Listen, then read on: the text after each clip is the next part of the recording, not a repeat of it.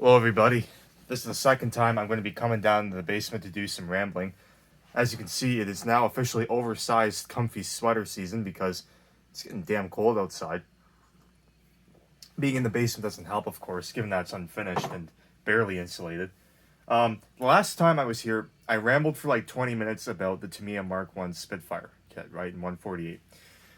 And I've decided I'm going to do something kind of similar, except instead of like one Spitfire, I'm going to have like 4.5 Spitfire kits that I'm going to ramble about. I find that whenever I start to do certain subjects, I tend to go down like a rabbit hole with them. And whenever I get in a rabbit hole with a certain kind of subject, like an aircraft, I end up buying like 5 of them, like 5 of those different kits, just because I like to learn about the history of specific aircraft and all that. Of course, the Spitfire, like, what aircraft is more famous and well documented than that? There you go. So, I did the Tamiya Mark 1, and I have it sort of half finished right now. I did a lot of work to try and add detail to it where I could, like riveting the flying surfaces and all that, adding plumbing detail to the interior and the cockpit, of course, the super detailing on the figure. But when I got to the stage of spraying the lacquer paint on it, I found that they were just kind of drab. So to try and brighten them up, basically I've started using oil paints, like literally paint like an artist with a canvas over the camouflage pattern to try and brighten it up a bit. I've just kind of lost steam with it. It will be done, but ghost seams revealed themselves on the engine cowling, and I just looked down and was like, for the amount of work it's going to take to fix this, I'd like to move on. So it's not done, right? No model is ever done, but it's it's in the display cabinet at work for the time being. So we'll leave it where it is. But that got me interested in doing more Spitfires. After the Mark 1, I ended up doing Tamiya's Mark 5 and 172, which I wish I brought home and I could have shown it, but I'll link to a blog post about it, that I wrote. And that was a really cool kit because I built it completely out of the box, but I did things like, detailing the cockpit. I cut the canopy in half so I could, make it opened up. Did stuff like that, added rivets, of course, which it seems to be with me. As a funny aside, riveting the whole aircraft it's becoming sort of a standardized part, just like painting for the kit. So I'm investing a lot of money into good riveting tools right now. But after that, I mean, the 72 scale one that Tamiya has, it has dimensional issues, but it also has Canadian markings out of the box for ANV of 417 Squadron in Tunisia. So I was really happy about that. And this is kind of the result of, after building that kit, the kind of rabbit hole I'm going down. So I'm going to just kind of talk about what I've got and what the kind of plan is in terms of Spitfire building going forward. Because I found I've kind of got now that I've done a few of them, I've got sort of a process laid out for how to build them, the way to approach painting, detailing, and so on. This is a pretty cool kit I picked up at a trunk sale. This is Trumpeter's Supermarine Sea Fang. Now, the Sea Fang in real life was basically a development of the Spitfire into basically the kind of the ultimate version of the Seafire, right? So some similarities to the Spitfire, but it does have a contra-rotating prop. The Trumpeter kit has dimensional inaccuracies. It is also highly speculative because it doesn't actually give you any markings for the real Seafires, Sea Fangs, of which only one was built. But overall, I'm pretty happy with it because it's fully riveted. And I mean, you wouldn't be able to see this in the video, but Trumpeter has actually done a fairly good job of putting in rivets wherever it's needed to be. And there's only like 3 sprues to this kit, so it should build up pretty fast. I'm probably going to use this one as sort of a practice for whenever I end up getting these new special hobby 148 scale Seafire from the Royal Canadian Navy. Because of course there will be similar weathering and stuff like that. So this was a nice little thing to pick up. I was given this by a friend. This is the Revell 132 scale Spitfire Mark 9. And the reason why I was so interested in this is because it actually has 416 Squadron RCAF markings, and of course 416 Squadron City of Oshawa. So, pretty cool. My old Air Cadet Squadron was actually named for the gentleman who flies the plane on this box art. So I was really excited about that. I mean, I'm kind of trepidatious whenever it comes to Revell kits. I'm I'm of two minds about them. If they're cheap, which this one is, it's a 132 scale plane that's like $50. You know, how wrong can you go, right? Especially if it's Revell of Germany. On the other hand, it's also like these guys don't really have much QA assurance, and sometimes they can just make really stinking kits. But fortunately, this one doesn't appear to be that. The way I've started judging Spitfire kits at this point is how many rivets are on there. Are they too deep? Are they, too faint? Are they even there at all? So like that's become sort of the benchmark for it. And I can say in 132 scale, yeah, this passes it. The Revell Spitfire has all the rivets in all the right places, and yeah, it's going to be really nice to put this thing under a wash. I'm still not entirely sold on how I'm going to do pre-shading, right? Because I want these rivets to be sort of visible, but I don't really want to go over them and just do a wash. I did on my 172 scale Mark V, and I mean, I think that's different because it's in 172 scale and you really need to accentuate any detail where it is, because otherwise you would never see it. But 132, we'll see what we do here, right? But this kit looks to be pretty good. Decals look amazing. The one place where it kind of falls short is cockpit detail. The cockpit detail on this kit is kind of more reminiscent of what I would expect a decent 148 scale to be. So I'm going to have to go in, add wires, add plumbing, all that stuff, do that.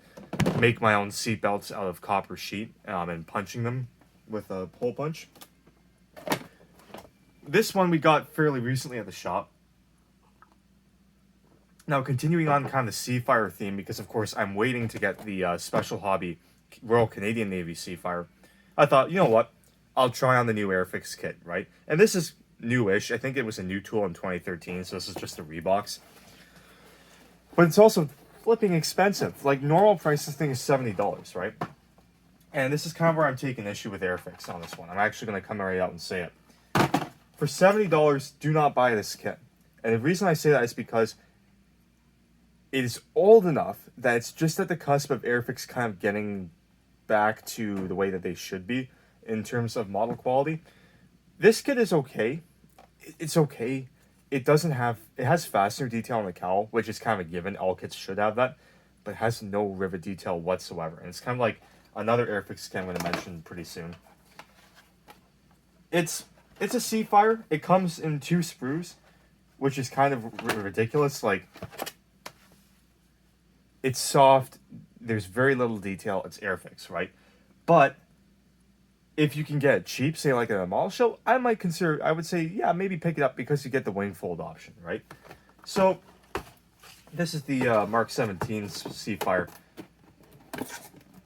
This is going to be kind of one where, like the Sea Fang from Trumpeter, I'm going to use it to build skills, right? I'm going to use it to detail the cockpit, bringing it up to par with, all my scratch built stuff. I'm going to rivet it, do stuff like that.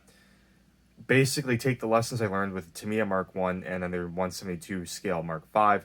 And then I'm just going to basically use those lessons I learned to improve upon my technique of getting Spitfires to be better.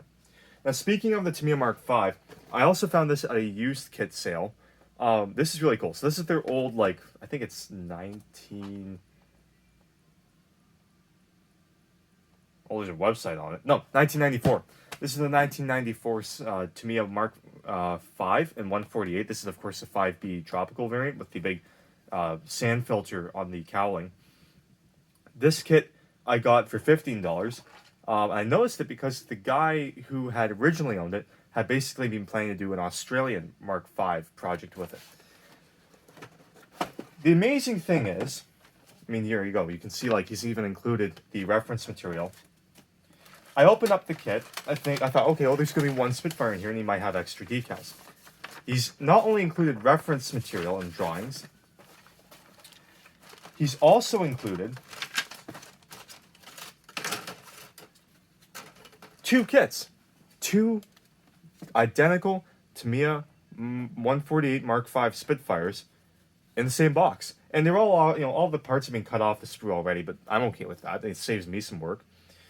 Of course, being a 1990s kit from Tamiya, the Spitfire will inevitably fit amazingly, but it's going to need some work, right? Just like the Airfix Seafire, I'm going to have to go in and I'm going to have to rivet it.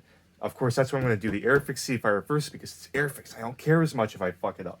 But the Tamiya one, it looks good, right? It looks very nice, and I'm excited to work on it. Of course, I've done their 172 scale Mark V already, so I know kind of the quirks of the kit because, as far as I can tell looking at the parts, the 172 scale kit is kind of like this one, but shrunk down.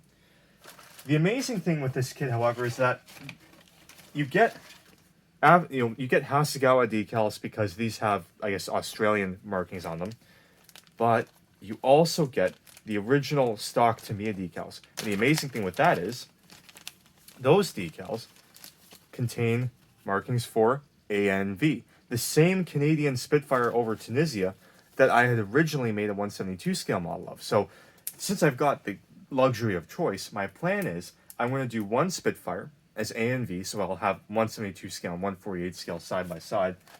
And I'll do whatever Australian Spitfire is markings are included for here. So for 15 bucks, you cannot argue with that. I'm really excited to get on with this project. It's going to be fun to add detail wherever I can. It's going to be pretty cool. I mean, well, first we'll have 2 in 1. And then the final Spitfire I got in 148 scale was this Mark 7, which was the first Griffin engine variant from Airfix. I got this half off at Wheels and Wings Hobbies, so thank you, Kyle. Great deal there. And this one's okay. It's definitely all right. It gives you options for a clipped wing Spitfire.